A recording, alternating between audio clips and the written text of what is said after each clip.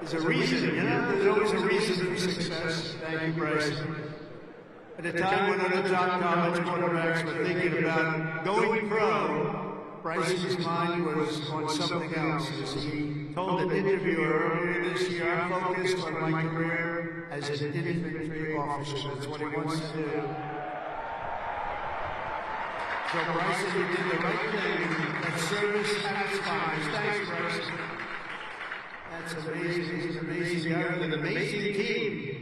Each of you on the field today is among the most talented members of your generation. You could have done anything you wanted. You could have gone anywhere. You could have gone to any school. This is one of the hardest schools to get into. And writing your own ticket to top jobs on Wall Street or Silicon Valley wouldn't be bad. But I think what you're doing is better.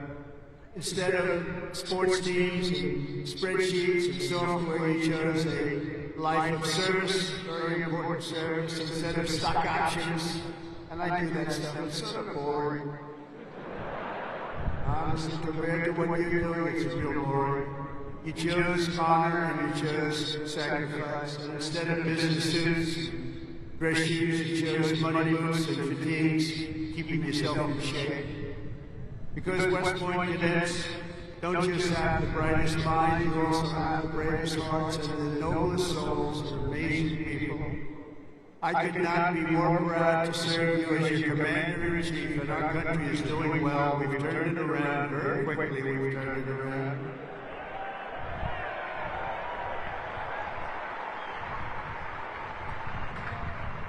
I just got back from the Middle East, and I was at, as you know, Saudi Arabia, Qatar, UAE, and I will tell you, they said, all three leaders, great leaders of those three nations, they all said the same thing. The United States of America is hotter now than we've ever seen it, and a year ago, it was as cold as it gets, and it's true. It's true.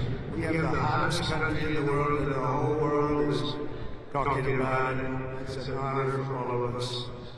I cannot wait to see the glory that is still ahead. However, for the West Point class of 2025, we're going to help you a lot because we're going to give you a nation as good or better than it ever was. That's what I promise you.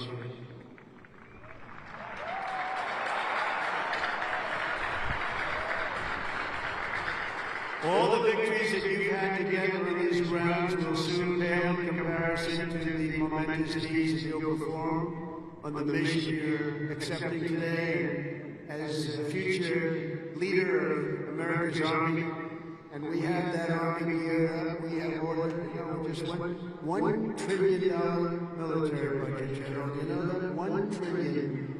Some people say, could you cut it back? I said, I'm not cutting 10 cents. It's another thing we can cut. We can cut plenty of others, right, Dan? We can cut plenty of other things. We have a good man in there.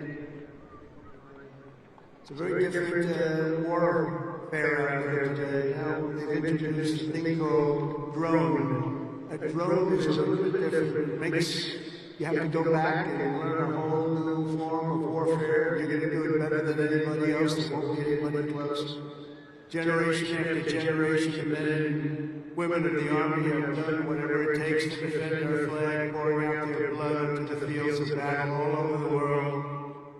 And all over the world, you're respected like nobody is respected. Our soldiers have sprinted through storms of bullets, clouds of shrapnel, slogged through miles of dirt and oceans of sand, scaled towering cliffs of jagged rock. And time and time again, the American soldiers charged into the fires of hell and sent the devil racing in full retreat.